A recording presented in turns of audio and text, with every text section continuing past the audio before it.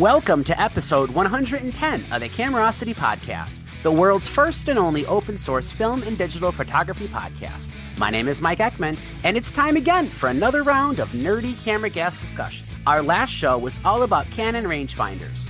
We invited back author and historian Peter Kitcheman to discuss with us the history of Canon and their wonderful interchangeable and fixed lens rangefinders. During that show, we somehow managed to not stray off topic as we had a great discussion with Peter, listener, and Canon enthusiast Greg Harp, and the usual room full of listeners.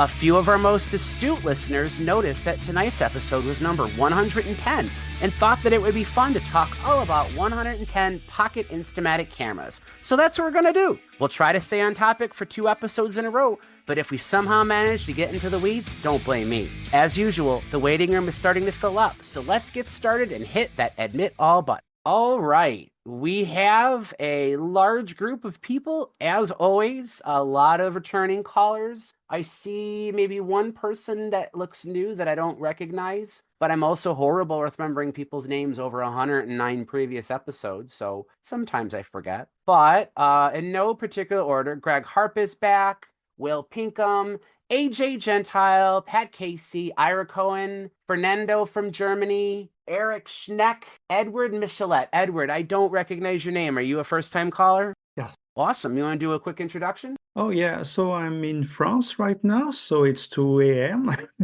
Okay. But I really wanted to show you my 110 camera. Yeah, and I've been back to film photography for a year now, and especially in everything a bit weird and out of the mainstream. I'm gonna butcher the name of it, but the big Paris Benvir camera fairs was just going on. Is that anywhere near you? Yeah, that's right.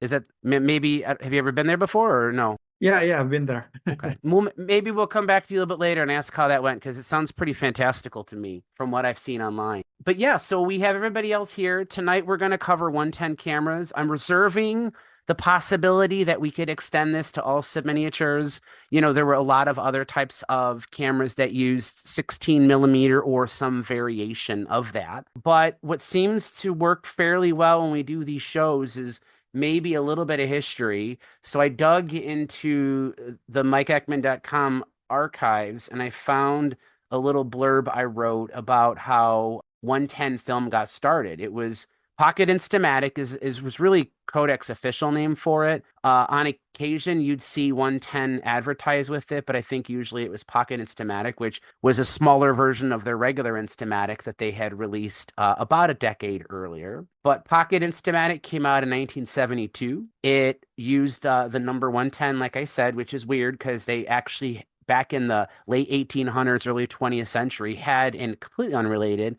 110 format of roll film, so they reuse that number. The earliest cameras that Kodak released were all just called the Pocket Instamatic, which is pretty much where that name came from. And initially, I mean, it was a very low-end, discount, cheap kind of camera type of film. It was, you know, if regular Instamatic film was meant to be an easier to use, simpler, more basic version of 35 millimeter, the Pocket Instamatic 110 cameras kind of took that to the next level. We've talked before on this show about regular Instamatic that there were some pretty good attempts by companies like Rollei and even, you know, Kodak in Germany who made some really good quality interchangeable lens, German optics, you know, rangefinder and SLR cameras. But the big flaw with regular Instamatic was that because the film didn't really have a pressure plate like most cameras should have that would guarantee that the film was always flat against the film plane, that no matter how sharp the lens was, how good the camera was constructed, if that film wobbled even a little bit inside the cassette, you'd never get a sharp image. And while that is still possible in 110, because the concept is basically the same, you know, you have a all plastic cassette with a paper backed film that rolls from one side to the other. The one thing I suppose that 110 had going for it is because it was thinner, there was less room for it to like wobble in there, I guess. You know, like sometimes film will cup where like maybe the edges are in the film plane, but maybe the middle isn't, or vice versa. And that was less of a problem maybe with 110, but you know, whatever you might have gained by having a flatter film, the images were very small. You know, it was really just a 16 millimeter film stock. Supposedly, from what I've read, Kodak purposely made that decision because they thought that 10 years after coming out with a new format, if they would have come out with yet another new format, the photo finishers would go on strike. So they thought that by making 110 use 16 millimeter wide film, that you could more easily adapt the photo finishing machines. You know, the spools would probably already be set up to handle 16 millimeter film. So it would be less of a change than if they had gone with, you know, like the Japanese hit film, which was 17.5 millimeters, something goofy like that. But you have a 16 millimeter film, single perforation, similar to 828 and 126, so that the camera could feel when the next exposure is ready. Images were 13 millimeter by 17 millimeters, and this concludes the historical section of the show. I thought it would be kind of interesting to jump into. I want to hand this over to Steven because you're crazy enough to have purchased a complete Pentax 110, the SLR system, just to get the lenses. Not just because they're cute, right? Like you've actually tried to adapt them to, was it Micro Four Thirds or what? Tell us what crazy things you've done with those. Yeah. Well, I mean, I did buy the Pentax 110 SLR camera just because it is so darn cute. And there's something really odd about holding a camera that's that small in your hands and being able to see through the viewfinder and focus it on a focusing screen. It's just a very odd and unique little thing. And I had previously been given the one of the Minolta 110 SLRs, which has a built-in zoom lens. But unfortunately, there's nothing much you can do with that. You can put 110 film in it, and Lomography still makes some 110 films, but the lens is fixed on that as it is on most other 110 cameras. The thing that's really neat to me about the Pentax 110 system is the SLR system, is that those lenses can be removed and you can put them on other cameras. And it just so happens that the Micro Four Thirds sensor size is pretty much exactly the same size as 110 film. So you're getting a pretty accurate recreation of what those lenses would have seen, and it makes them pretty useful on that format. There are some drawbacks. One of them is that the lenses themselves being so tiny, they don't have any aperture mechanisms whatsoever. So they're all f2.8 and they're all basically fixed wide open because the Pentax camera used its shutter as the aperture. It had a very basic two-bladed system that was essentially creating a square aperture.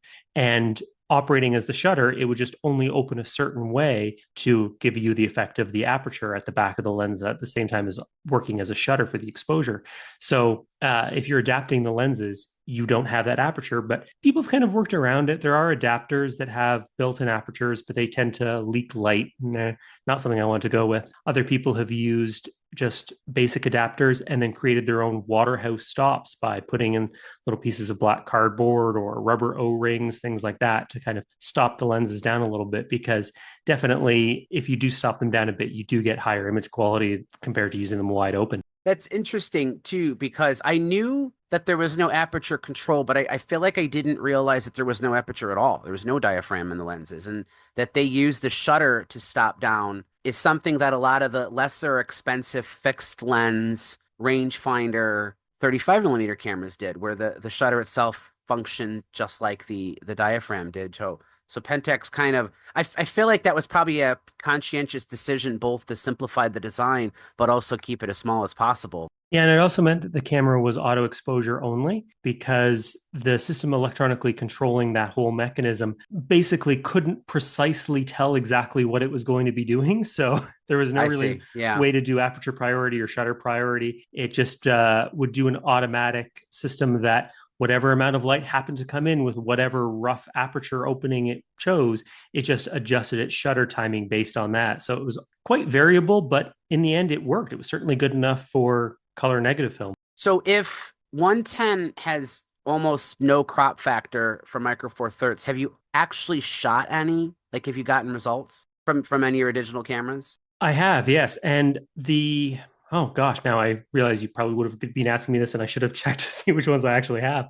But I've used I think it's the 24 millimeter, I believe it is the smallest of the bunch. And that one I've used quite a bit and been quite happy with. And the 18 millimeter was the other one that I was interested in, a little bit larger, the wider one in the system, because I heard it was really good for UV photography. And I've got a camera that I've modified for UV photography. So I was looking for something that was really wide angle, because otherwise everyone's recommending 35 and 50 millimeter lenses. I was really excited by the idea of this 18 millimeter UV lens, which I had to make a special custom mount for to get it closer to the sensor because of the way I modified the camera. Had to get a way to add filters onto it. So I had to epoxy it onto a C-mount extension ring and then use it on a C-mount adapter, and then had to epoxy a step-up ring onto it. And after doing all of that work, it's not actually all that very good for UV photography. Oh boy. Oh well, you tried. Yeah, I'm still having fun with it. Yeah, and that's the most important part, really. And like you said, they're cute. We have Edward Michelet here from France. We also have Fernando from Germany. So I'll toss up a question for either you two guys to answer. 110, at least when I think of 110, that is a heavily Kodak dominated format. And when I think of the biggest cameras that came out, certainly the Pentax 110 was Japanese camera. I feel like there were less German cameras that use that format, but I know there was a Foltlander one. There were others, but my question for either Fernando or anybody in Europe, I guess, this, like, how popular was the format there? Was it successful? Did you remember families getting these things and using them as, vacation cameras, or was it largely an American format? I think Raleigh did a great camera. I have never bought one that works, but it should be beautiful. It's a beautiful camera, Raleigh. Wasn't that the one, Anthony? You had like 27 of them and they all were broken? Or am I remembering it wrong? Absolutely. It's my nemesis. A local collector had bought a Raleigh estate, and he had, I think, 6 or 7 unopened in the box, brand new. And I was sure I was gonna get one that worked, because these were literally still wrapped in plastic, and every single one of them had a failure of the advance mechanism. So you could load the film, you could take one frame, but it wouldn't hook up and advance the film after that. And then I tried, I think Paul sent me 2 of them. And so I think I've tried a total of 10 and yet to find one that still works. And I know that they're out there. I see Ira's got one, and so does Theo. But have you actually shot film in them to make sure that they advance? I have shot film in mine, Anthony, and I can confirm that it has exactly the same problem that you've had with all of yours. So one exposure only, one trick pony. No, I think I got to about 5 on this one or something, and then it started. And there is one Minox, a beautiful Minox that opens like this, it has a barn doors, yes. a Minox 110. Double barn doors, yes. Well, I will say that my 2 favorite 110 cameras to shoot, and I kind of have a fetish for 110 cameras, are the Minox and the Voigtlander. I've gotten, I mean, the Minox is, it's a focusing camera. It's a really cool camera, and the optics on it are very good. And the Voigtlander is just Mr. Reliable. It just works, and it's pretty seamless in how it functions, and it's an easy pocket camera to carry. The Minox is a little bit more delicate. I don't know how much I really want to hammer it, because it's it has more moving parts, so to speak. But those 2 German 110s are my 2 favorite cameras for 110. Yes, and you can find a lot of old Kodak 110s in the bins, in the junk bins. Yes, it was normal, almost like the USA in its age. It was a good idea to carry in your pocket. And Edward was holding his camera up. What was it? So in France, first off, before I speak about branded cameras, 110 in France was mostly famous for gadget cameras, the kind of stuff you find in cereal boxes, or something that is maybe very French, is magazines with, for example, Uncle Scrooge or Mickey Mouse, or we had also PIF Gadget, which was the French Communist Party junior magazine, which was famous for, in every issue you had a gadget. You had something like a mirror, like Boy Scouts were using, and it was getting higher and higher in range in gadgets, in more complex gadgets. And at the time, you could have a 110 camera as a gadget offered with the magazine. And that's, I think, what most people in France remember about 110. It's the kind of stuff you give to kids, really, as a gift, maybe when you have your first communion, when you are not baptism, but something later on in your Catholic or Christian ceremonies. And anything higher end than that, Kodak, not much in Europe. And what we had though is, I'm in France, but I'm close to Switzerland, and Switzerland got a lot of stuff from Germany, and especially Agfa stuff. And Agfa went all in 110 at one point, and they created those cameras which are called Agfamatic. So of course it's a play on the Instamatic from Kodak, which they designed with an industrial design company called Schneck, if I remember well, if I pronounce it right, which is kind of the spiritual successors of Braun, the very famous Braun design cameras. So it's very well designed. You've got this big red button to take pictures. The settings are fairly advanced. I have the top of the line Agfamatic 6008, which was the last one, if I think, which was produced, which not only has a dial for having for the setting of distance, which is something that many content cameras don't have. Yeah. But I've got also Makro. The full name is Agfamatic 6008 Makro Pocket. And it's a slide in and out camera, a bit like the Minox and also many of the Instamatic cameras. So you advance and cock the shutter by sliding in and out the extremity of the camera. And you can pull in a macro lens. Of course, it's a podcast, but maybe there'll be a video for people to see. You have a macro lens on this camera to focus up to half a meter. For people listening at home, I want to try and describe what he's holding. It looks like a typical candy bar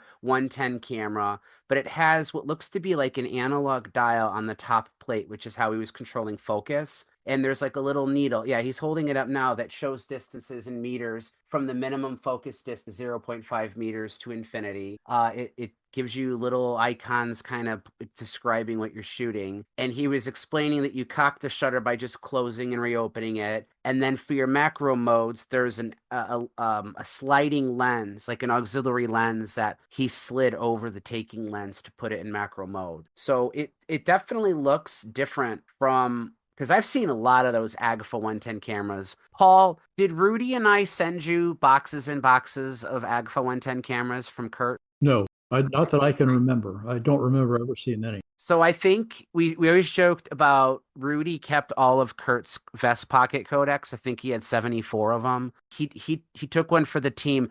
I took one for the team. I took all the Agfa 110 cameras. And I don't remember what kind of miscellaneous crap we sent you, but we felt like we should spread the love of all those things. I've got eBay up right now looking for the 6008 Agfamatic because I think that's the coolest thing. Yeah, I've never seen it. Yeah, and that's not one he had because I would have definitely remembered that little analog dial on top. It looks really cool. The orange button too. The orange button is the tip off that it's going to be an Agfa. In Germany, it was called the other red dot camera. They use this trigger button also in 35mm range of cameras, the Agfa Optima, one of which is as a rangefinder. It's one of very out of there rangefinders if you're into that too. They even made it was a rebranded Chinon, but they even had an Agfa Selectronics line of SLRs that had that same button as well too. It was a smart. There's one available in Ukraine, but it's missing the orange button. Well, then don't. That's why you want it. It's the big orange button. There's a whole series. It goes low to 2,000, 3,000, 4,000. The lowest ones are fixed focused. They don't even have batteries in. It's really one focus and one trigger duration. And this is really the top of the line. According to Collection Appareil Photo, the reference wiki, the reference website, it wasn't even sold in France. That was really a German and maybe Swiss exclusive. Yeah, that's Sylvain Helgen's website. I use it often too. Without wanting to cause a rush on them, that dial on top looks very much like those Nikon compact cameras with the dials on top. That looks really nice. Mike, I hit up Rudy for a stash of 110 film. And along with that, I ended up with, I think, 3 different Fuji 110 cameras. Was one of them the zoom with that crazy zoom? Did he give you one of those? I think I got a crazy zoom. Mostly they've got crazy flash attachments. Oh, Like okay. this one has like a permanent flash tower for the magic cubes, so it looks like a 110 with a giant mushroom growing out of the top of it. Oh my Very goodness. strange. So that basically the flash would be about 2 inches above your eyes when you're shooting. Okay. Oh, jeez. It's a very, very strange camera. I haven't shot with them yet, but I have to dig up some magic cubes before I can really, use it to its fullest. I will say 110 shared one thing in common with kind of APS film in the sense that it gave camera makers sort of the ability to come up with some bizarre designs. Ironically, we were talking about how cute the Pentax 110 SLR is, but it actually looks and functions just like a larger 35mm SLR. Most of the controls are where you expect them to be, but then like the two Minolta SLRs don't look anything alike. They're really goofy. And let's not forget the Fisher Price that Sure. looked like a pair of space age binoculars Hmm. with two different lenses. Like you look through. Yep, Paul's got one he's holding up right now. I had one of those for years. I love shooting with that. Yeah, that Fujica Zoom 350 was the one I was thinking of. Theo's got that first model of the Minolta 110. I had the second model, which looked a bit more like an SLR. But that first model, it looks like they took that kind of chocolate bar design of the typical cheap 110 camera and just really ran with it and made a zoom lens. Sticks out of it, takes it all over. Like, what do you think of that camera, Theo? It's great. I've had a lot of fun with this camera. I wrote an article on it in Photo Thinking. The results are actually really good. I didn't expect much out of 110, but I was really pleasantly surprised with this camera. And it's so much fun, and it really attracts a lot of attention because it's just this weird flat thing with a big zoom lens on the front. And there's the little knob on the side there, which people mistake as being, I don't know, something to do with the metering, but it's just the aperture control. I think it's the aperture control, and it has the meter. It could, yeah, it could. I'm just trying to think back because I haven't used this for quite a long time, actually. But yeah, no, it's a lot of fun. And I've got the second one as well, which is a regular looking SLR type thing. And I must admit, I'd rather use this any day of the week, which is the first flat one. Yeah, that was going to be my question for you, Theo. Mm. Which one did you prefer? Yeah, definitely this first one, the first model, because I think they were really trying to innovate there. And being such a small thing, it's actually really good to hold. You wouldn't think it by looking at the shape of it, but it's actually a really comfortable camera to hold. I'm trying to remember that camera. I think the shutter was actually the mirror. The mirror comes back down automatically, doesn't it, Theo, when you fire it? Yeah, I haven't got a battery in it at the moment, but yeah, I'm pretty sure it does. Yes. Yeah. So the mirror itself is actually the shutter. On that camera. And I'm not sure whether it's that way on the Mark II, but I think it was on that one. Oh, you guys are bad. Now I'm so curious. I got to get one now. Eric mentioned the Weathermatic camera. The Minolta made a Weathermatic 110 that was really a very sturdy. Yeah, Theo's got one. Of course, Theo has one. Those are really very good cameras and very sturdy. Konica came out with one called the Submarine, which has an outboard flash. The only downside to it is that the film advance is a little tiny knob on the bottom that there's absolutely no chance that you're going to be able to advance the film if you're wearing gloves or anything like that. You can barely do it with just your fingers, but it has a flash that comes off. So you can just use the camera alone if you want. Theo said that it was amazing how small it was, but honestly, I've begun collecting also small cameras like the Olympus XA or the or Minox, the 8mm ones. And I'm always surprised how big in the end those 110 cameras are compared to very small Rolei or Minox 35mm cameras. It's not that efficient of a format to reduce the size of the camera. You're right. And also, I mean, if you look at to me, the ultimate 110 camera was always the Canon 110 ED, just because Greg's got one he's holding up. I mean, it's a true rangefinder focus. I know Kodak made one also that was a rangefinder, but the Canon was actually very, very accurate. Of course, the Canon guy's got a 110 ED, right? It's heavy, and it is a rangefinder. It's got a very nice lens on it. I think it's an f2. Yeah, it's an f2 lens. You can control the app, and again, it's got a working rangefinder, but it's much heavier. Most of the Instamatics, of course, are just little plastic things. they're practically toys and not much heavier than the film cartridge itself. But this thing's got some heft to it. It pushes the limit. I mean, it's pocket size, but I'd say it's pocket size in the same way the old Kodak Retinas are pocket size, but they're chunks of metal. I guess when at a certain point when you start adding features, because I mean, if you look at, you know, like the old Brownie ones, or even this little Vivitar, they're tiny, but they've got absolutely no controls. And I think, Greg, you're on something there. As soon as you start adding those controls, you know, for aperture control and so on, there's only so small they can get. And I guess then the film, you know, you start to seeing diminishing returns in terms of the size of the film and the functionality. But obviously the lens quality is the one that sort of defines your image quality at the end, though, too. One thing I will say about all these 110 cameras is ergonomically, I think they're an absolute triumph. Because if you hold your hand out in front of yourself just in a relaxed way and then bend at the elbow to bring your hand up to your eye, naturally you're going to end up with your fingers on top and your thumb on the bottom. And that's kind of the way you hold a lot of these 110 cameras, like they were a sandwich you were about to eat. And that's actually quite a bit more ergonomic than having to twist your wrist downwards to hold your typical SLR with your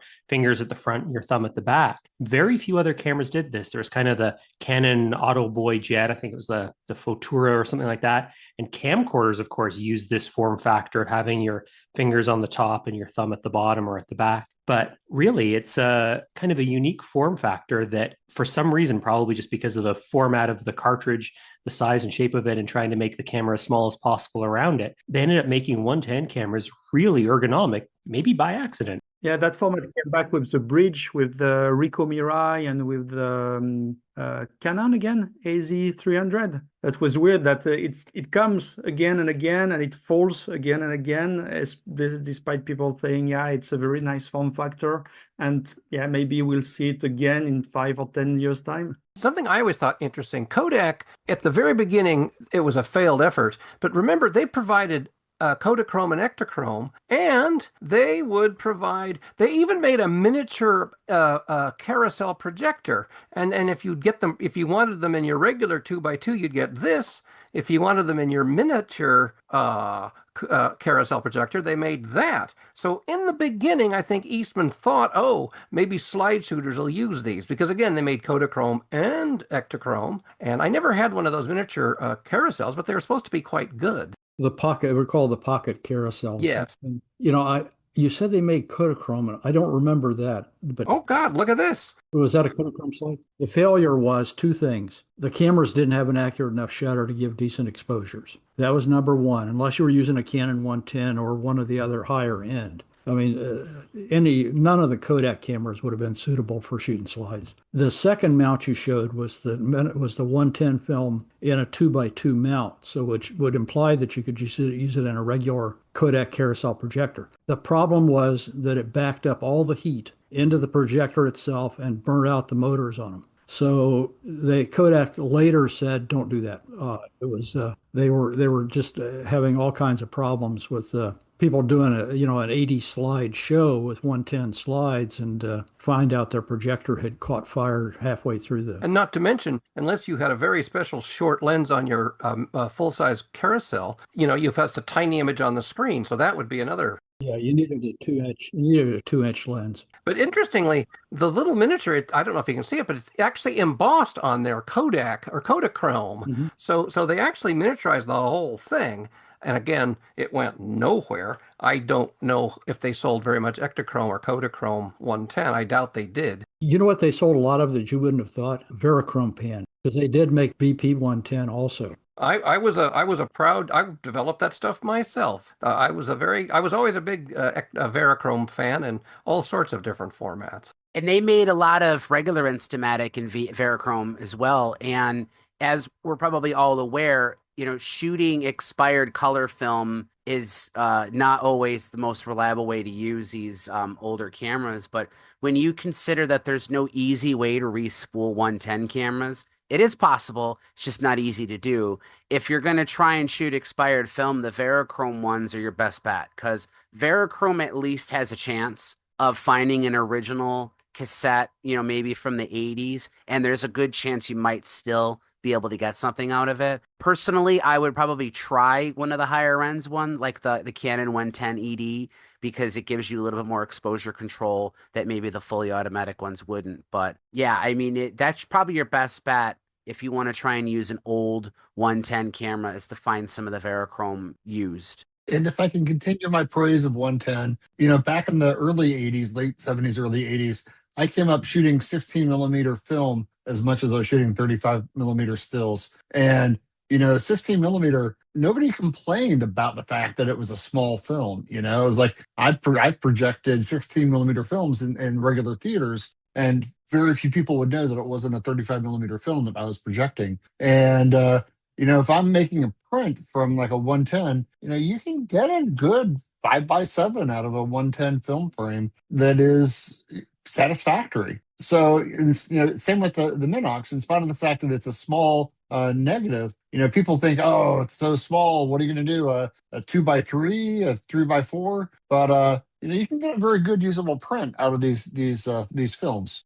Well, and in today's age where half of everything you do is for social media, that's plenty of resolution, right? So Absolutely. Well, and to go a step further, I am a believer that we can extract more detail with modern scanners, even a flatbed, or, a lot of people use digitization out of an old negative than what we saw when those things were printed before. So if you have any paper prints of photos that were shot 30, 40 years ago on a 110 camera and all you have is the print, if you somehow manage to save those negatives and could rescan them today, you'll get slightly better image quality using modern technology than you would have even had back then. So we kind of have that working for us for these cameras. I wanted to ask if anybody has had any. You mentioned that reloading 110 was difficult, and of course with the 16 millimeter format, not to take us there yet. With the reloading them is common, right? That was kind of designed for that.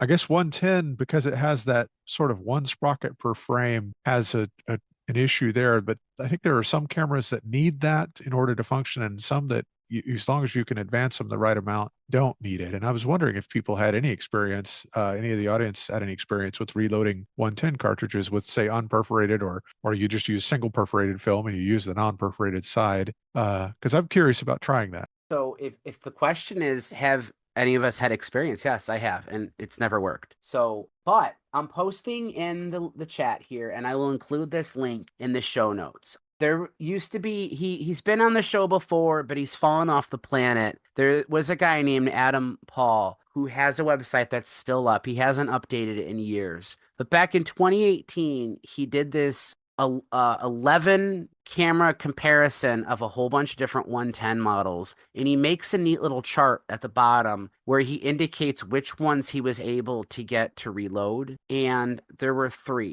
And the good news is they're all pretty good models. One of them is the Mark I, that first Minolta 110 SLR. He explicitly says that the first version of the Minolta SLR can accept reloaded, but the second one cannot. He says that the Canon 110 ED also works with it, and also a Fujica 350 zoom, the goof zoom with the big zoom lens. He was able to get it to work on that too. He does indicate that he had to modify the cart by cutting out a notch, but doesn't elaborate on what, there's no images of it in there. So I don't really know exactly what he did, but it is possible. You just have to do something to the cartridge, because really the issue isn't even the cartridge. It's that these cameras were designed to be foolproof. They wanted to make it to where there's no way you could use this incorrectly. And that perforation is essential to the shutter even being allowed to work, because there's usually a little pin inside the camera that's feeling for that, and it has to poke through it to know that it's there,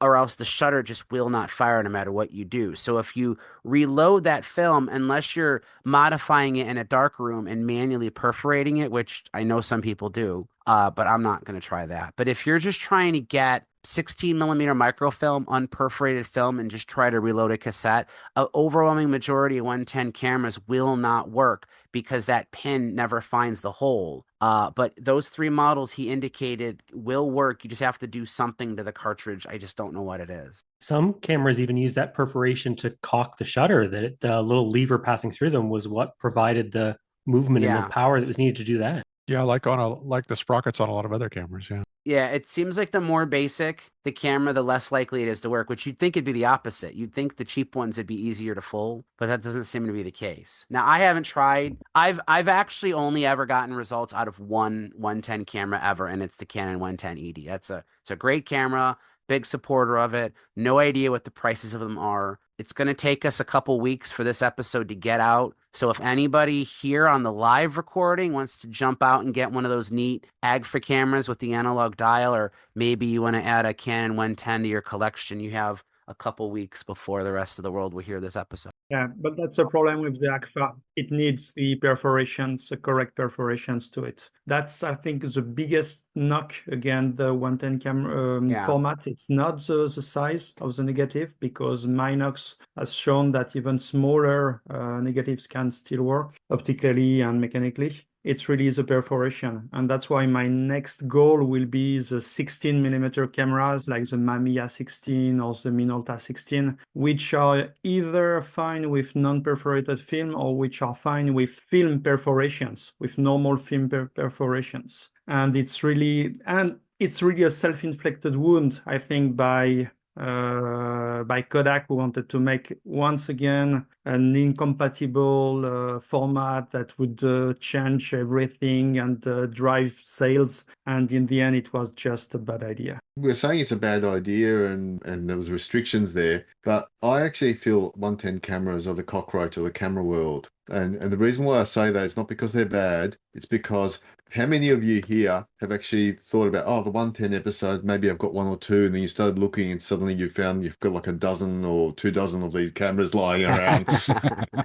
I still have a bunch of Kurt's Agfa ones somewhere here. Edward, if you're interested in the 16mm, I strongly suggest you look into the Kiev 30. I have had better optical results with the Kiev 30 than with the Minolta 16. Oh, really? Yeah. Because I just found a review 16, which is a Mamiya but rebranded for the German markets. Once again, the Swiss market is interesting because you get some stuff that is really not covered in the US or UK or Australian markets. And maybe I'll have a review. So Kiev, the Russian copycats, right? Yeah, Ukrainian. They are really good. I've used those as well. They are a lot of fun and they're really good. So yeah, I thought the Kiev, there was a Kiev 2 that's almost quite literally a clone of the Minolta 16, and then they just went from there to the 30. I know was a model, and then I have a 303. Yeah, is one of the further evolutions of that. And it's a very nice camera. Yeah. I've gotten excellent results off of it. I was going to say, I think on the 110, the notch on the cartridge, it has to do with the film speed setting. You either get 110 was sold in either 80 or 100, and then 400 ASA. And the notch, I thought, was to tell the camera which film you had loaded. That was my understanding, because I think they actually did they supply Tri-X in 110 at one point? Yeah. And did they ever they did Kodacolor, of course, but I have a vague sense they did Kodacolor 400. I don't know if that's an accurate memory, but I think I remember that. Yes. It's right, and they even introduced the 400 ISO film first for 110 cameras. Okay. With the argument that it will have the good resolution, good enough to be as good as 35mm. Obviously, for a very small print, 400 would work in that size, of course. Yeah. A few years ago, the FPP came across a haul of Asian prepared 110 film, and oops, wrong notch. Actually got the notches swapped for what film were loaded into the cassettes. So it didn't exactly work out the way that you expected when you got your film, because it was never at the right speed. But you could always tape over those notches. From those of us who remember the VHS days and the cassette days, where you'd break off the tab and then tape over it so you could record over it again. Ira was holding up some weird camera there. Ira, what was that? The blue one was a Minolta 16, and the silver one was a Vera 2, Russian. Okay, a Vera 2. Oh, the Vega 2. That's the clone of the Minolta 16 right there. To my understanding, that one's basically the clone. Yeah, well, that's why I held them both up. Yeah, and then there's my 303, which is, again, I think these were made in the 90s or something. They're made pretty late. Who made that, Greg? Kia, it's is it KMZ? I think it's a Okay. Kiev. I have to double check. I think it's KMZ. Yeah, there's the 30. Theo's got a 30 and I've got a 303. Okay. One of the rare cases where the Soviet made better camera than the original, but I get spy camera format was very interesting for the Russians. Yes. So I tried to, while you guys were talking, because I remember seeing something about how film speeds were used in the 110 cameras. And according to my own notes, which of course must be right, when 110 was released in 72, the only film speed you could get was ASA 80. So, Paul, what would Kodachrome have been? Like, that seems fast to me for Kodachrome. Wasn't it slower than that? No, Kodachrome would have been 25 or 64 at the absolute most. Well, there was actually, don't forget there was Kodachrome. Kodachrome 2 became Kodachrome 25, and then Kodachrome X became Kodachrome 64. Yeah, but you're going the 25 and 64. Kodachrome was 12 at one point. So I maybe 64 is close enough to 80 that the basic metering systems were at least in the ballpark. Yeah, I'm pretty sure it was they had to be Kodachrome X or Kodachrome X. Yeah. And they even had Ektachrome, which would have a little more just would work a little better. Well, there's no latitude in slide film, and that's the problem. That the cameras just were not suitable for film that had no exposure latitude. Was 80 a common speed other than with 110? Because I'm kind of wondering if they picked 80 to compromise between 64 and 100. That's they what I'm had those wondering. Developed emulsions. I remember all wasn't a Kodacolor X. That stuff was 80 all through the 60s, as I remember. Yeah, when it first came out, it was 80. So clearly there's a link there. Like that, it was an intentional decision to come up with a compromised film speed. It was a big deal when it went up to 100 too. Yeah. And then 100 would be within the ballpark too. But then what's interesting is all I'm ever seeing, and I even found the original press release by Canon for the 110 ED, it specifically mentions the new ASA 400 speed films. So in the specifications for that camera, it says it supports ASA 80 and 400. It doesn't mention anything in between. So I'm wondering if that was the limitation to all 110 cameras, as those are the only two film speeds you could ever have. Well, and now Fernando's holding up the counter example of a 200 speed cartridge. So I have never noticed that. I've never seen that. No, I didn't realize they were still making it when they came out with the 200 ASA. Of course, that's not to say that it doesn't just tell the camera it's 80 ASA and let it overexpose it. And of course, Verichrome was 125, but you could easily overexpose that stuff a little bit with no problem at all. Sure. This weekend, I picked up a Minolta 16 that I've never seen. It's a model called an MGS, and it's quite heavy. It has the ability to set shutter speeds manually. It has an automatic setting which will set both shutter speed and aperture. But it also has an ASA setting on it that goes from 80, 100, 200, and 400. So you can set the ASA manually on the front of the camera. Unfortunately, this one uses a PX625 battery, and the one I bought some LR43s, which are supposed to be the same. But I can get the shutter to fire, but I can't get it to work on automatic. So I don't know if the camera has a problem or whether I just have a dead battery. It could be that the shutter speeds are mechanical. You see the notches here in the film? Yeah, on the side. Yeah, that's where it picks up the ASA. Exactly. And lomography sells ISO 200, 400. But what I'm trying to, I think the important thing to know is that regardless of how many film speeds there were, a large majority of these cameras did not give you the ability to switch between them. And even though what Fernando was showing was on the edges of the cassette, the 200 and 400 had different notches, the camera still had to be built to detect that. And I feel like only a few models ever could do that. It wasn't universal across the board. Yeah, I agree, Mike. If you look in you should be able to find the specs in Butkus. In the Butkus, it would tell you, which ASAs it was set. In the manual, yeah. I guess it's probably a moot point, though, because for anybody listening to this and even the people here on this call, we're probably more likely to use the better cameras. I mean, I don't think any of us are going to be pulling out trim light Kodaks and trying to shoot them now. We're probably going to be trying the Canons and the Pentax SLRs, and maybe those are the ones that can do all that. So it's not a non-issue, but it is worth mentioning, though, that if you were to look at the whole entirety of 110, every model ever made, there's a large number of them that were really fixed, just one speed, one film speed, and you couldn't just put in a 400 ASA set in there and expect to get results out of it. I will have you know, I've got my Kodak Winner here.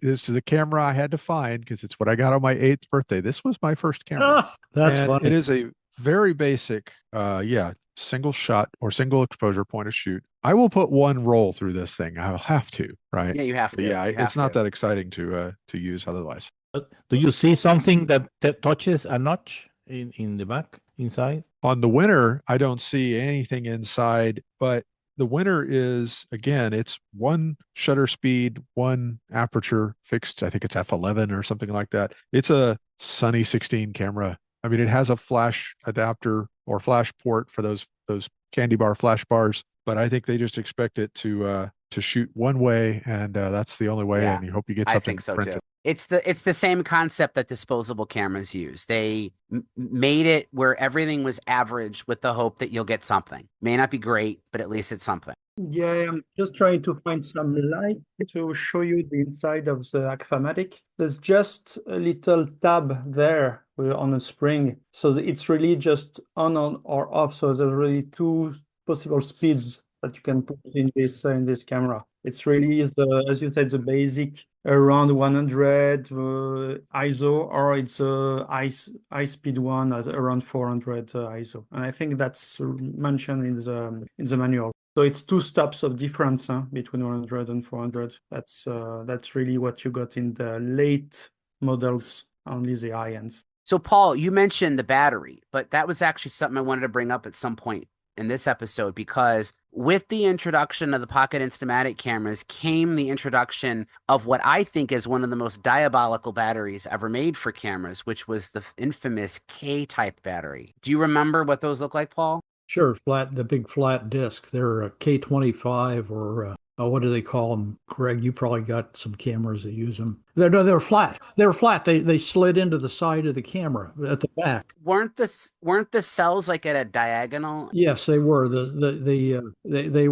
were beveled at one end, and it Right. slid in, and you pushed it out. Yeah, that was the K battery. Yeah. I was thinking an 825 is the other battery I was thinking of. No. The K battery, yeah, it's like a little cartridge with electrical contacts on one end, so it can only be inserted one way.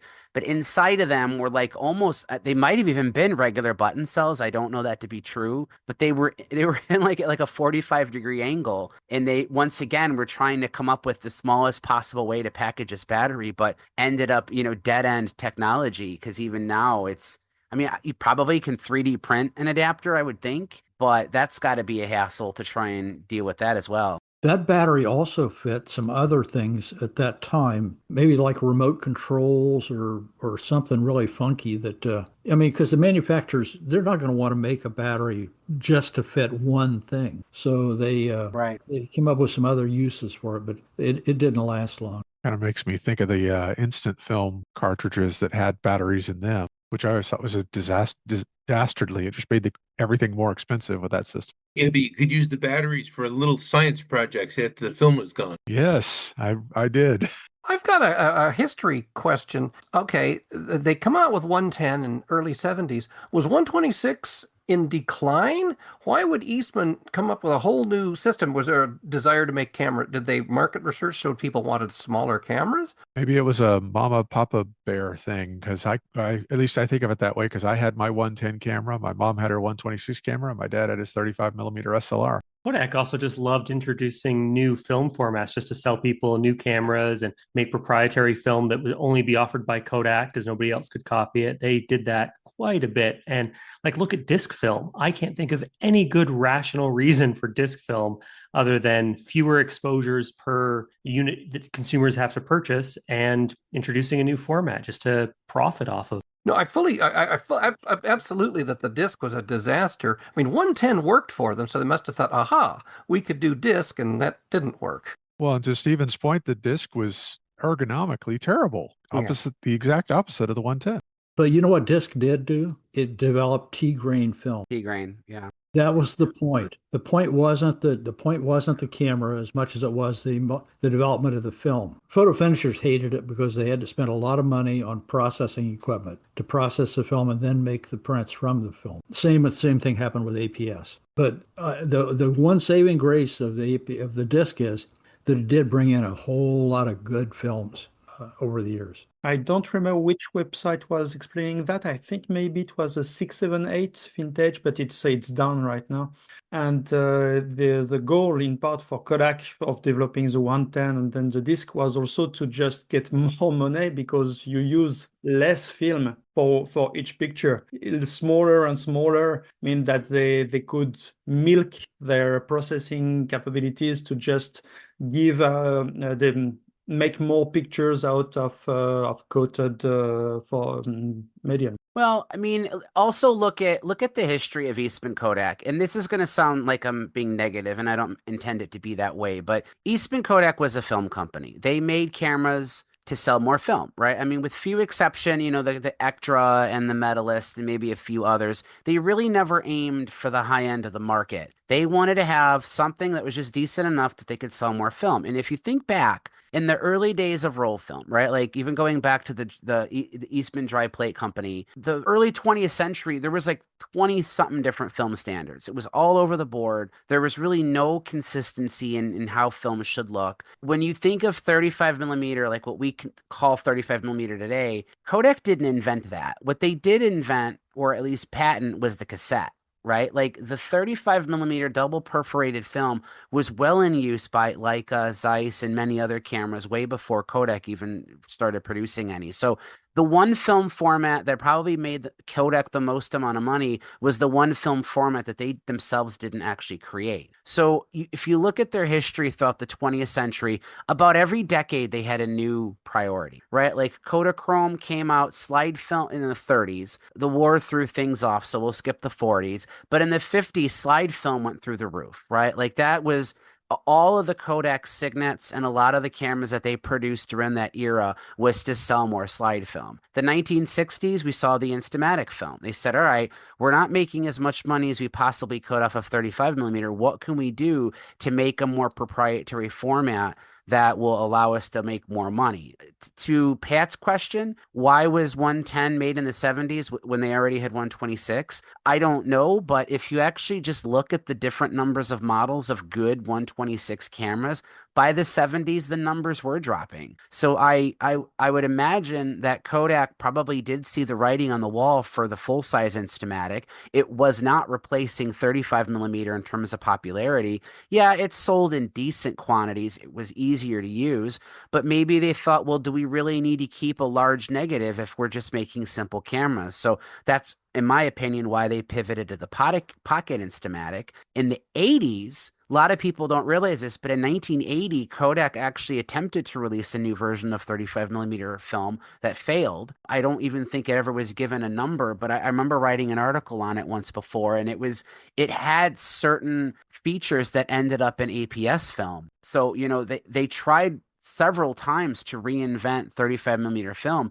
and then APS itself work on that actually began in the late 80s. That film took a really long time to really hit the market because there were too many cooks in the kitchen, so to speak. A lot of companies were involved in the development of APS. It wasn't simply Kodak, even though they were kind of at the forefront for it. So and then of course, the 90s and 2000s, we saw the digital cameras come out, but basically almost every decade of the 20th century, minus maybe the 40s, we really saw Kodak trying to come up with something new to sell to people. And each time they did it, they had a new line of Oh, I forgot about 828. 828 was there too. So 828 is another type of 35 millimeter film. So if you consider the Type 135 cassette, which we all just call 35 millimeter film, that's one, but Kodak didn't invent that. You had 828, they tried and failed. They tried 126 was yet another type of 35 millimeter wide film.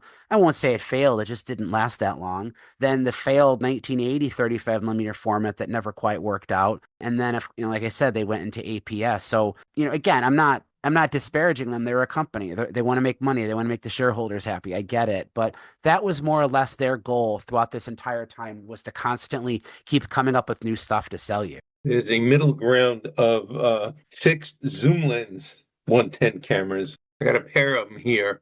This one's a Keystone. This one's a Pocket Fujica. It looks like they use exactly the same lens, though. Yeah, that's the one I was thinking of earlier. Is that the 350? Yep. Yeah, that's one of the ones that article I linked to says can get away with using unperforated film. And again, I don't know how to do it, but supposedly it is. Fun to blame companies, for being, greedy and doing everything for profit. But there's two comments I have to make. One is I owned a disc camera, the Minolta disc camera, and they were much more pocketable than any other camera I think I've ever owned. That they were, because it was a disc, the camera was completely flat and you really could put it in your pocket, like a wallet. It was much smaller than a 110 camera. It was probably thinner than any of the subminiature cameras that were available. So I believe there was a certain amount of logic to it. The other comment I'll make is to say that they perforated the 110 film so that nobody could reload the cartridges. I don't think anyone had interest in reloading the cartridges at that time. And if you spent enough time with broken 120 cameras that can't figure out where the next frame is, you begin to realize how brilliant it is to have a sprocket hole so that the advanced mechanism can simply stop when the sprocket hole appears. Well, and it was simple and it largely worked. I mean, when you're looking to create an inexpensive, simple to manufacture, cheap to sell, easy to use camera that's going to always fire the shutter exactly when you want it to, that little hole did the trick. I mean, I agree with you. It was a really good idea for what they were trying to do. It just wreaks havoc 50 years later. People like us who want to try and use these cameras without a widespread supply of genuine 110 film to use, were kind of forced to try and reload them, and that unintentionally made it very difficult for us. But I was remembered, Paul, you correctly pointed out that the disc format brought us T-grain, but there was actually another technology that film had, and I can't remember the name of the material, but the actual film base itself was made out of a different material that allowed it to lay perfectly flat and wouldn't ever curl or wouldn't ever like warp or anything. And like 126 and 110 cameras, there was also no pressure plate in the disc film cameras either, but it didn't need one because the film was always very, very flat. And that allowed it to retain what limited amount of resolution a small negative like that would have. And I know that they employed whatever, again, I don't remember the name of the material, but there's certain base materials that film is made out of, and that was introduced with the disc film formats as well. Yeah, if you ever held a disc, a piece of disc film, I mean, it's rigid. It's very rigid. Yeah, it does not flex at all. Yeah, I mean, it's really, and the other 110 camera we haven't mentioned is the Tasco 110 binocular camera. Oh, the binoculars camera. That's right. The Bino Cam. Theo, don't you have one of those? Yes, I do. It's the Tasco, isn't it? Yeah. Well, Tasco. Yeah. What did I say? No, you said it right. Yeah, it was a Tasco Binocam. I had one of those. I had the Tasco Binocam. Fuji made a pair of binoculars with a built-in radio that was to take to the horse races. So you could listen to the horse race. You could listen to the call of the horse races while you were looking through your binoculars. I never really got involved with that one, but the Binocam was actually a lot of fun. Like I said before, they're like cockroaches. I forgot all about that because I'm seeing another section up there. But that is one that I do want to try soon, probably at a football game or something, rather than horse racing, as that's not my sport. But yeah, I can't imagine the quality would be the absolute superb though. It is using a very extreme zoom lens on those. So I've only ever seen pictures of them, but I've never handled one, so I don't completely understand how they work. Is the binoculars a part of the camera, or is it just a pair of binoculars with a camera inside, like next to it? Like my point is what you're seeing through the binoculars, is that actually what you're going to capture on film, like a reflex camera, or no? Mike, I'm looking at a diagram, or not a diagram, but a photo of one, and it looks like the two are separate. The binoculars and the lens are the camera's completely separate. You're aiming with the binoculars, and it's basically, I guess the lens is getting the field of view that the binoculars would be giving you. Okay, so the binoculars are effectively the viewfinder for a camera, but it's not TTL at all. Exactly. I know there are some digital camera binoculars that work that way, so that's what I would expect. Yeah. Okay. Does the focus of the binoculars also focus the camera? I mean, that would be ideal. So it's a TLR, maybe? Or just somehow that or they're linked somehow. So, I mean, the point being, if you get a sharp view through the binocs, it would also be a sharp view on film. Theo, can yours focus or no? Is it focusing? It can focus, but yeah, it's interesting. It can focus. There's not a third spot to put your eyes in, so it's definitely focusing through viewing through the lenses there. So it's coupled somehow. It's coupled somehow. Yes. Okay, so it's a TLR. A triple lens reflex. Yeah, a triple lens binoculars, a TLB. Oh, yeah, it's not a reflex. There's no mirror. The TLB. TLV, viewfinder? No, TLB, like binoculars, twin lens binocular, whatever. It goes between 169 meters and 1,000 meters, or 508 feet to 1,000 yards. I'm gonna look and see how much these things cost. Unless AJ, have you done it already? I got here a US $60. If you're interested in that concept, Minox spy camera had a binocular attachment in the accessories range. Nordis just shared the Telespot 110, which is also another goggles looking thing, but it's a binocular camera. The same sort of concept with the middle camera. That Binospot, it looks like a love child from an iBorg and some other bastardized camera. But here you go. It's actually not. It's focusing. It's not really a zoom. I just realized, because it actually comes with interchangeable lenses. I really hate this show sometimes. I still haven't found my Chris Sherlock gas that I've been looking for since that episode, so I'm gonna have to add something to the list here. But interchangeable lenses binocular camera. Wow. I should have looked into this closer. I'm wondering about your, you said binoculars, radio, and camera in one, so it's a step up on the Ramera. Geez, Stephen just posted something called a Pentax Digibino, and I bet you they never brought that into the U.S. We sold them in Canada. I used to actually have those in our camera store that I worked in. And it's binoculars that are focusable with two eyepieces and the two binocular lenses for that. And in the middle is the digital camera. It's also got a flip-up LCD screen as well. And they made two models of them. I think it was just a difference in resolution, but we brought in the first model because it was something new and exciting, and sold so few of them that I didn't even know there was a second model. Well, that's interesting. So Theo, you gotta shoot that camera. I want to see some results from it. You know how to say this? You hate this show. Guess what's actually on the way since the start of the show, from on something I'd never heard of before to on the way from Germany for me. A Agfamatic 5008 Pocket Makro is on the way. Right. I literally bought it a few minutes ago. It's been a while. What we should do, Mike, we should do an episode one of these times. We should do an episode where we all buy something on eBay while we're doing the recording. Wait. Can we just buy it from you? Would that make it easier? Well, yes, we could do that. That would work. That twist your arm for that one, didn't it? What a wonderful idea, Mike.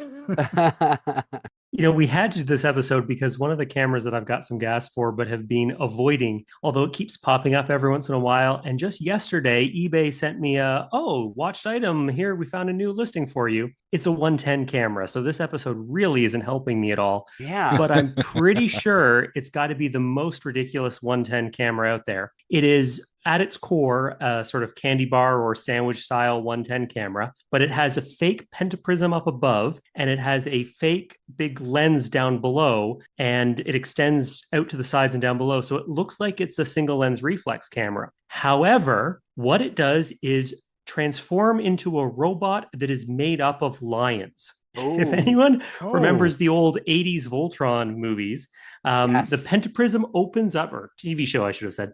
The pentaprism opens up to reveal the head of the robot, and the camera body extends down to give you arms and legs, which are actually lions. And the big fake SLR camera lens that is in the middle of the camera just sort of stays there, sticking out of his chest weirdly. But it can actually take pictures like that. So you can have this standing upright robot composed of lions that looks like a camera and transforms into a camera, but also is actually a real working 110 camera and takes pictures. So I've been trying to resist them, but also... Could you post the link for that on the chat board? I will definitely be giving you a photo of that, Ira. There are some out there and they're beyond my price, so maybe it'll help me out if other people buy them and take away the temptation. But supposedly there is a new movie coming out. It might be going direct to Netflix, but a new Voltron movie, and I can only imagine that I may no longer be the only crazy person craving this camera, and that all of a sudden people will get into Voltron and start going after these and drive the prices just sky high. Is it actually a Voltron, or is it a similar? I mean, there were a ton of similar. It is actually licensed Voltron. I think it was made in Macau, and it was, I think, licensed by the sort of American company that had brought Voltron from Japan, and they just found all sorts of interesting companies to make licensed products. That's wild. And yeah, that explains why it's expensive.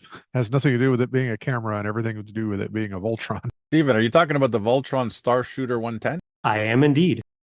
I just found it. Doesn't it look like a regular the SLR lens, but the actual camera lens is this tiny little hole above it? Yeah, basically the camera lens is straight above the lens, I believe, and then off to the side, kind of in the robot's shoulder, is the viewfinder for the 110 camera. It honestly looks like they just took a 110 camera that already existed and built other bits and pieces around it. They probably did. Well, you were saying we should have an episode where we all buy something on eBay, but I think we already are. You hear these pauses at the moment, and I reckon it's just a bunch of these guys furiously looking at eBay. You're hearing like cash registers, cha-ching, cha-ching. It would be impressive if we could get Ira to buy something in the middle of a show, though, because he's got so much. You never know, though. You never know. Well, Paul's underwater 110 camera, that's the first time I've ever seen one of those existing. And so he wins the prize of being the first person this episode to show something that I didn't even know existed. That was from the Kurt collection, so who knows where it came from, but I had never seen one either. Which one are you talking about? The little 110 submarine. Yeah, I used the Minolta underwater a lot. The Minolta 110 I used to go snorkel. The Weathermatic, right? The Weathermatic? The Weathermatics were great. They made them in 35 millimeter and the 110 versions too, and they both kind of had that bright yellow plastic, which was useful if you became separated from your camera in the water. It'd be easier to find. So Canon made a 110, Pentax made a 110, Minolta made a 110. I don't think Nikon ever made a 110. I think they made a prototype, but I don't think for production. Where's Bob when you need him? Yeah. Oh, look, here on Paul's store is a Konica submarine flash 110. What do I got to price that? Is it $95? 75. 75. Oh, I need to raise that price. It's on sale. I'm looking to see if you have a make offer button. No, I'm just kidding. Mind you, the Minolta Weathermatics are pretty cheap right now. They're under $30 Canadian. So there was a Nikon 16 millimeter subminiature that they had produced in 1957. It was a prototype, and it doesn't explicitly say it here, but it does look like it uses Minox cassettes. That would be 9.5 millimeter, not 16 millimeter. Then it's got to be Minolta, because I'll include a picture of it, but it's definitely not 110. It's way before that. But this would probably be, but you're right, Ira, it's a proto. Yeah, it's got to be Minolta, Minolta cassettes. This prototype was developed to commercialize the 16 millimeter compact camera with the increasing popularity of compact cameras. It has a precise structure and beautiful finish. This model was not commercialized because of its late development. That's all it says. This comes from, I think, the JCII museum. I have a picture of it. And didn't Minolta have a good long run with their 16 millimeter still camera? Yeah. But didn't Minolta buy that design from some other company before? Am I remembering that correctly? Isn't there an Italian version, Gami? Or is that Japanese? G-A-M-I? No, Gami's Italian. Okay. And that was 16 millimeter still, wasn't it? Yeah. Conan. It was called the Konan, but it was made by Toyota Kogaku. Yeah, that was Minolta's predecessor. Yeah. So the Minolta 16 was originally called the Konan 16, China's first subminiature camera for 16 millimeter film. It was released in 1950. Then it eventually evolved into the Minolta 16. And then, of course, we have the Yashica Adiron, which was our robot camera. Remember the? Yeah, it sounds like a toy laser gun when you fire the shutter. Well, and Yashica made a 16 millimeter with its own film cartridge, right? The Y16 or something like that. I've been trying to find some lately. Really, a Y6? So since we've kind of veered off into other 16 millimeter cameras, we've previously talked about the Goer's Mini Cord, which is a neat little TLR.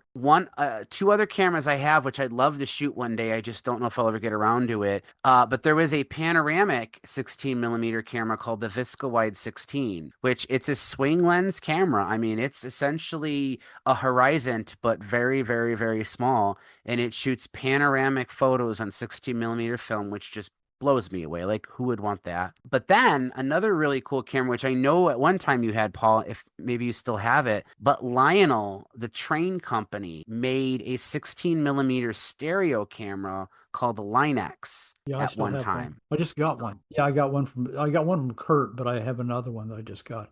Please tell me it's steam powered. You can smell it. You remember what the Transformers used to smell like on electric trains? Yeah.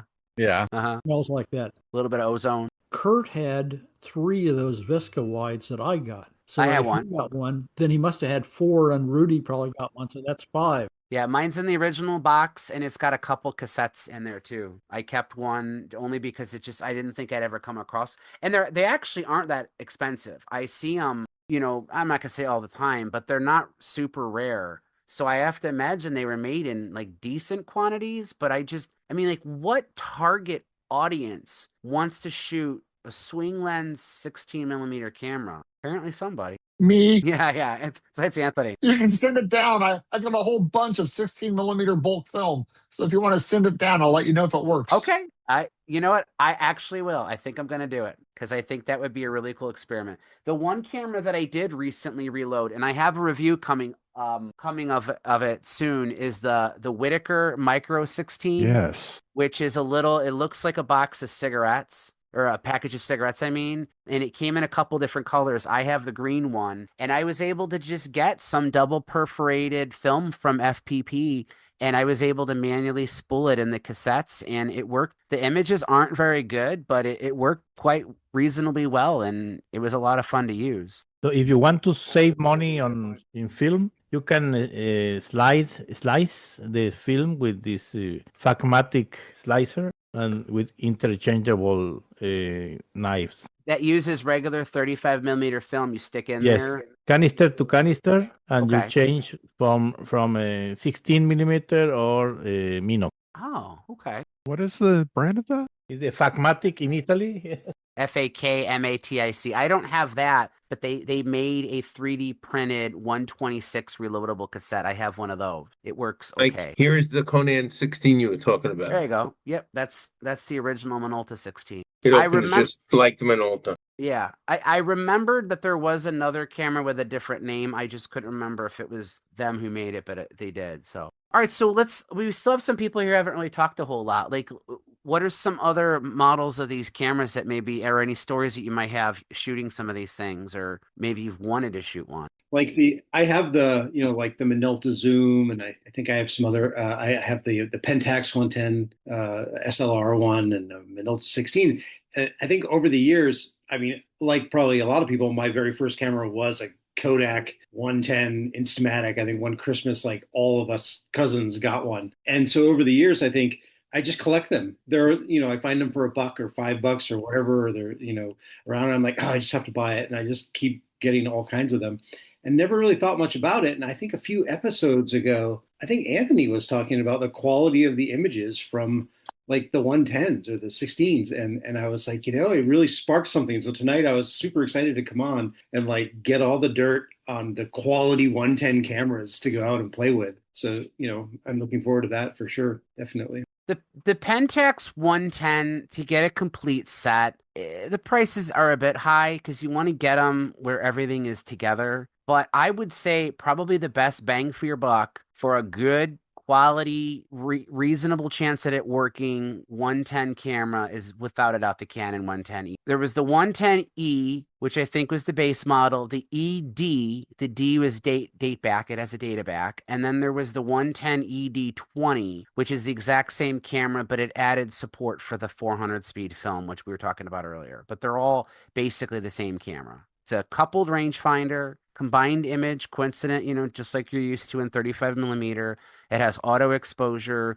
It has, I think, a 6-element f2 glass lens.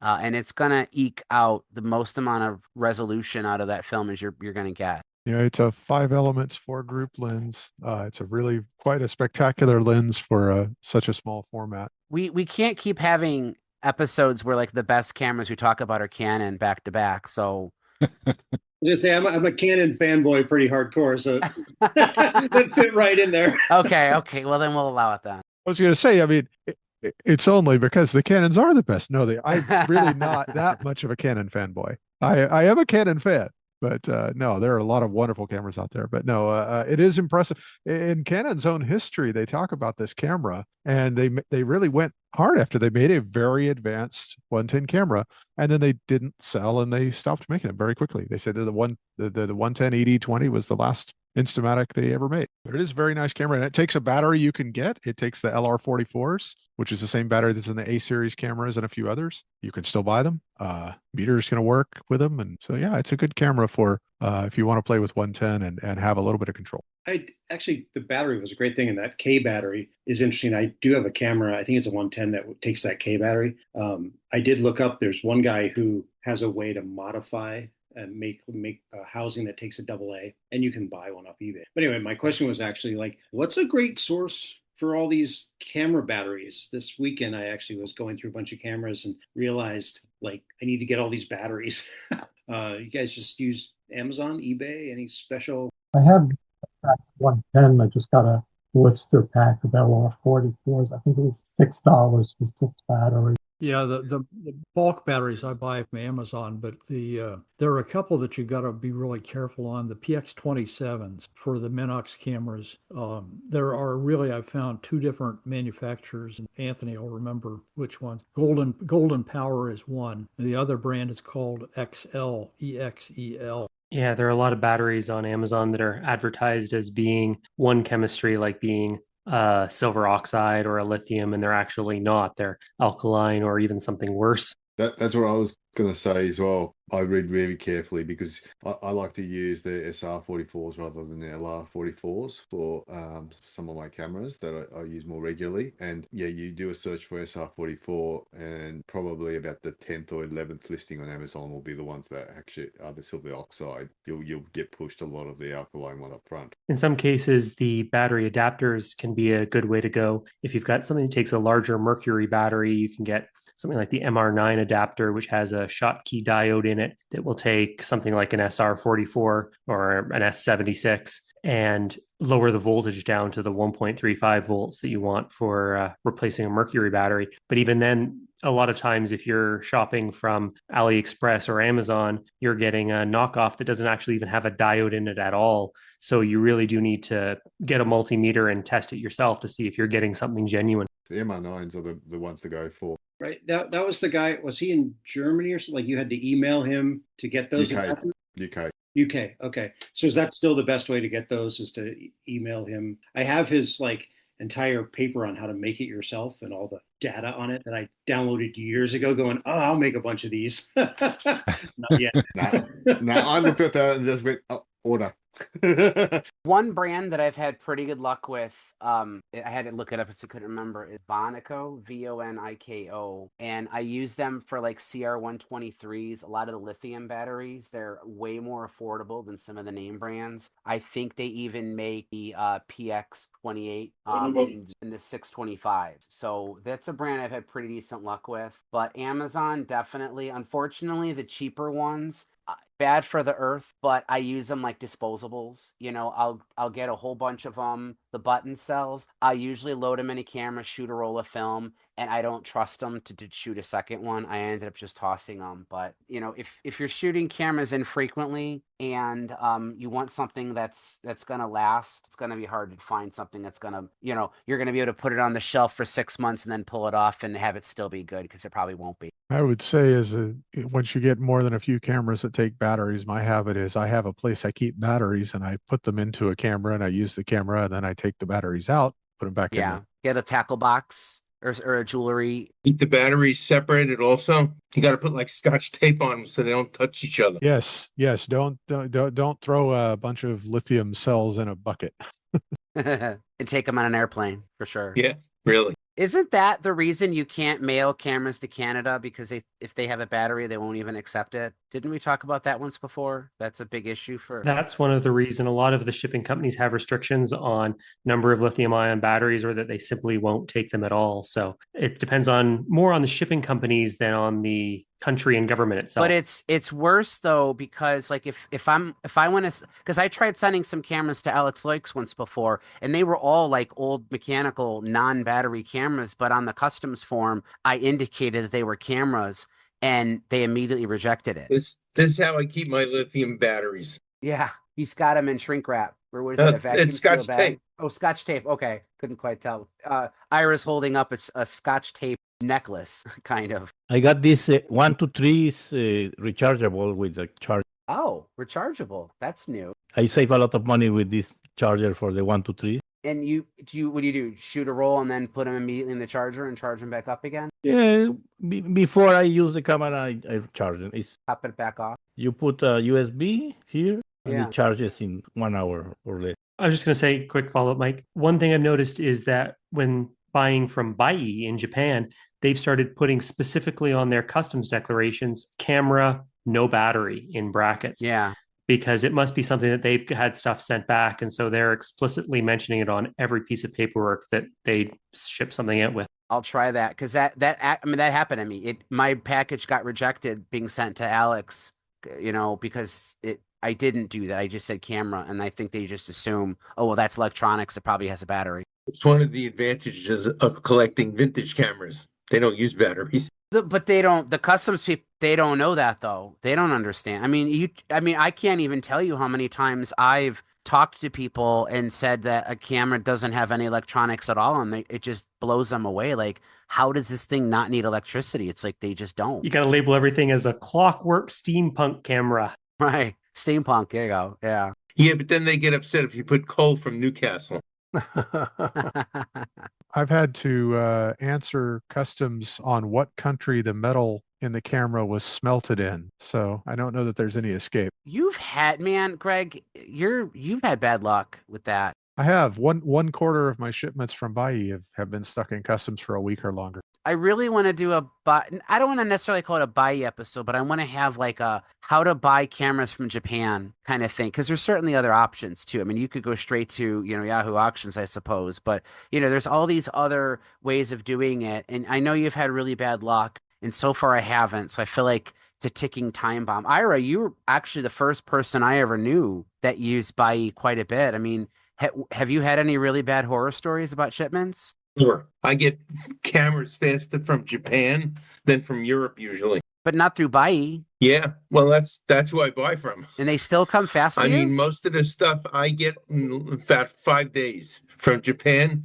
It usually takes a minimum of 2 weeks from Europe. I have had plenty of purchases from Japan, both direct from a seller in Japan, and I've had some I had maybe one from Bai. I've had some from some of the other proxies the proxy services that are out there that take 2 days. Things come really fast when it works, but it's when very fast. Customs form doesn't have something right on it, then it's All right. anybody's guess. So let's shelve this for a future episode, because I feel like there's a lot here, and I definitely want Ira you to, because I know you've done it a lot. You've gotten a lot of cool stuff through there too, and I feel like I think it's an interesting topic. But we are surprisingly getting near the end here. If anyone wants a 110 camera and wants something new and with a warranty, that actually exists. Lomography has made the Lomomatic 110 camera. It was released in 2024, and it's the little sort of sliding mechanism, candy bar or sandwich style. Has an add-on flash that goes on the side that you can remove. And it is a brand new, recently manufactured camera that you can buy today.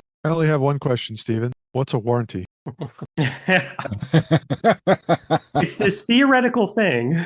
I will, because I'm going through it right now. I did my review of the non-110, the MCA, the Lomo MCA, that premium point and shoot they came out with, and I have had some of the same issues that a lot of other people have had with frame spacing, with just certain problems that those cameras have had. They they got to the market a little too quick. They might have been a little more ambitious about it, but I literally just contacted their support at lomography.com. I included my order number. I briefly described the problems I'm having with it. They're like, we'll send you a prepaid shipping label, send it back to us, and we'll replace it for you. I mean, no questions asked. So I can at least say from that angle, their customer support has been excellent. Does that mean that they always are? I have no idea, but I'm 1 out of 1 for having a good support experience with them. Can I tell you something a little bit off topic? Sure. I have over here the smallest camera in my collection, and I just want to show you. Everybody knows what a Minox is, right? Yes. Yeah. Ah. Oh. This is called an Everax. It's an octagonal shaped camera. It was also issued as the Sakura and as the pedal. The pedal is round. The Sakura is octagonal also. But that is the smallest camera in my collection. So is that made by Konica or Konishiroku? No idea. No idea. I've seen one of those, but I don't have one. Because I've heard of the pedal for sure, but I've never seen the octagonal one you had there. Yeah, those were before the pedal. It's basically the same camera. Okay. It has the back of it holds, I think, 5 or 6 exposures. And I don't remember how to take it apart. But there's a special punch that you use on a piece of film, and you have to load it in the darkroom with these little teensy-weensy discs, and they're in there. There was 2 other things I wanted to show you. That was the smallest camera in my collection. I don't think I ever realized how small that camera is. What sort of film does that use? Do you load your own do you cut? Yeah, you have to load your own. That's what he was saying. You have to punch it. Yeah. So they make a little film holder thing? The back of the camera comes off. Ah. And there is a punch. I don't remember where it is. But I was going to tell you, when you talk about subminiature, subminiature is kind of a relative term. In the very dawn of photography, cameras were big. You've seen a full plate daguerreotype camera, right? Right. I just want to show you the earliest subminiature camera. And I'm putting that subminiature in, as they say, bunny ears. Oh. This is a daguerreotype camera from 1860. It's called the Birch Microscopique. Oh, wow. So Ira's holding basically a large daguerreotype camera that got a shrunk ray. He was at Willy Wonka's chocolate factory, and he went with Mike TV through the shrink machine. It's all brass, and yeah, that's wild. There was a Antique Roadshow episode about somebody who found one of these things somewhere and bought it, with the chemicals and the bottles and everything. Yeah. And they found out it was worth like $80 gazillion. I don't remember what it was. But this camera was actually featured on Antiques Roadshow. And then you bought it from them? I wish. No, I don't buy accessories.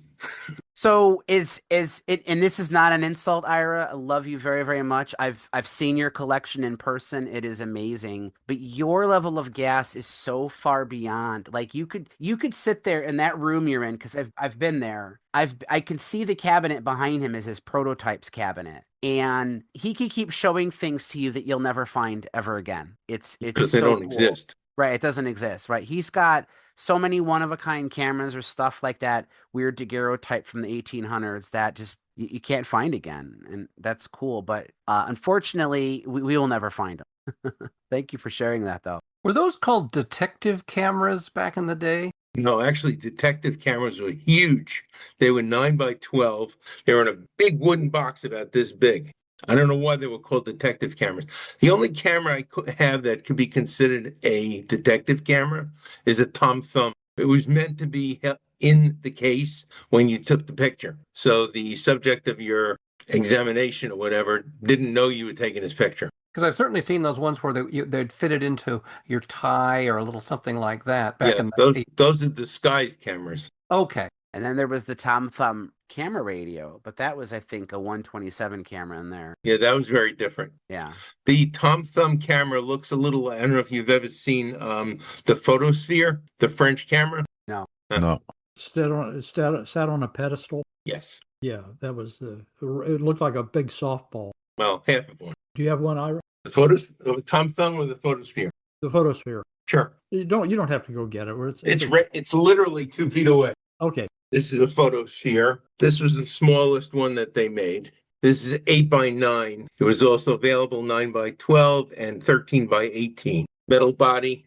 There's the pedestal. So could sit like this. I don't remember how the shutter is kind of like a semicircle. It goes.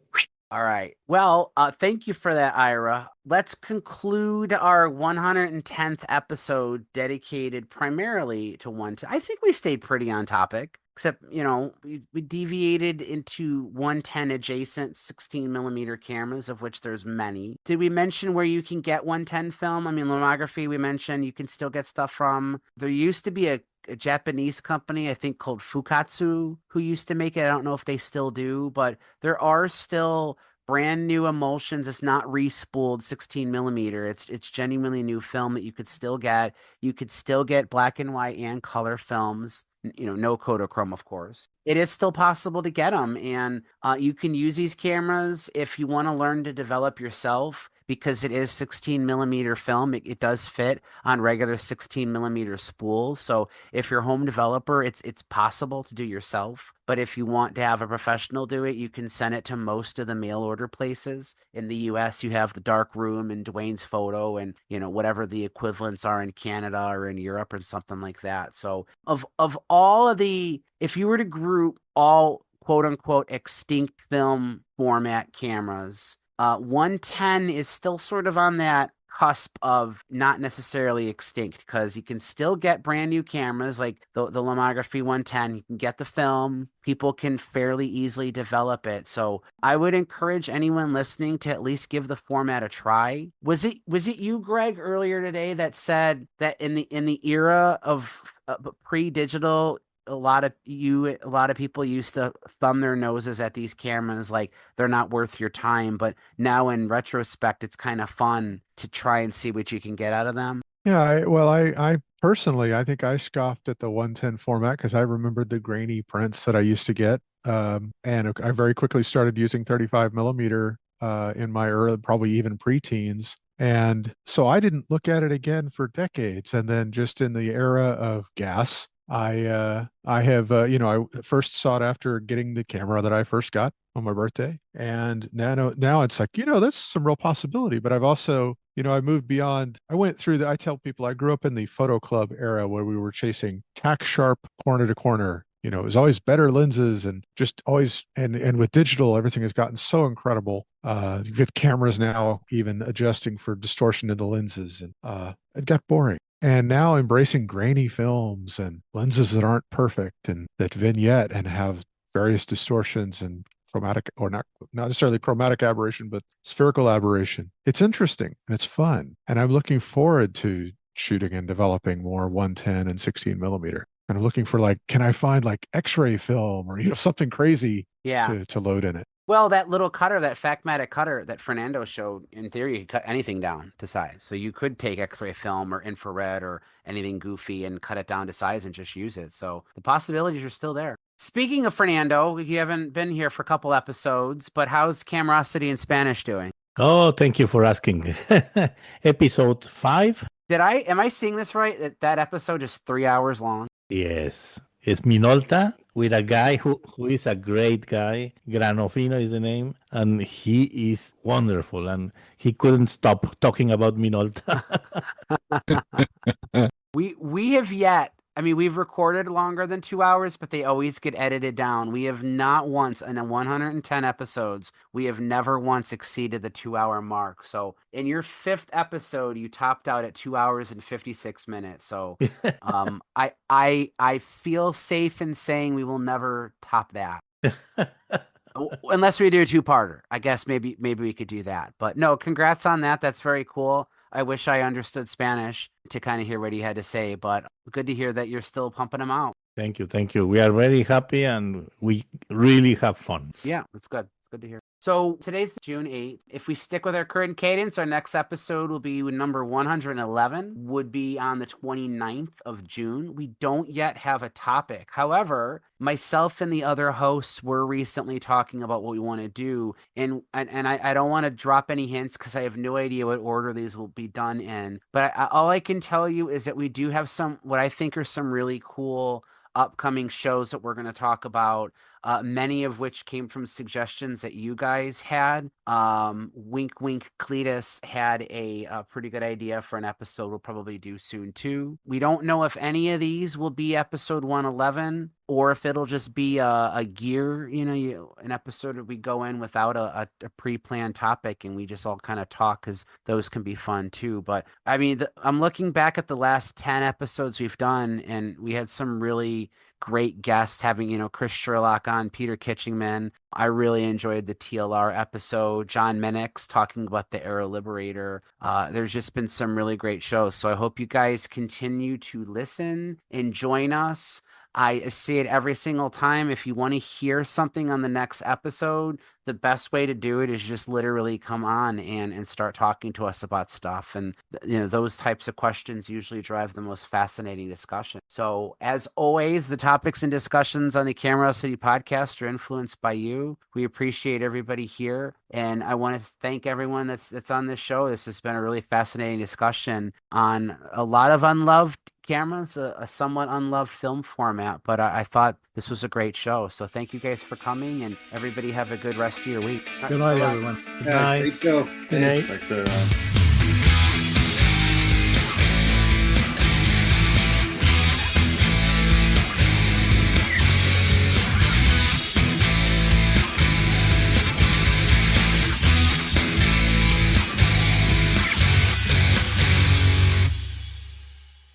Hey, Mike, how was the smoked salmon? It was amazing. My wife said it was too wet. She goes, I like a drier salmon. I'm like, well, you're wrong. The good news is I ate it all. Like, nobody wanted it. So I was like, I don't care. I'm eating the whole thing. Was it better than trout? It's hard to say. Probably That yes. trout was good. The only reason I would pick the trout is because I rarely have trout. Like, to me, I like the trout because it was something different and it was good. Yeah. Whereas the salmon was excellent, but I've had good salmon before, so it's kind of hard to pick. I guess wet salmon is going to be our post-credit bonus segment there. Yeah. I like wet fish.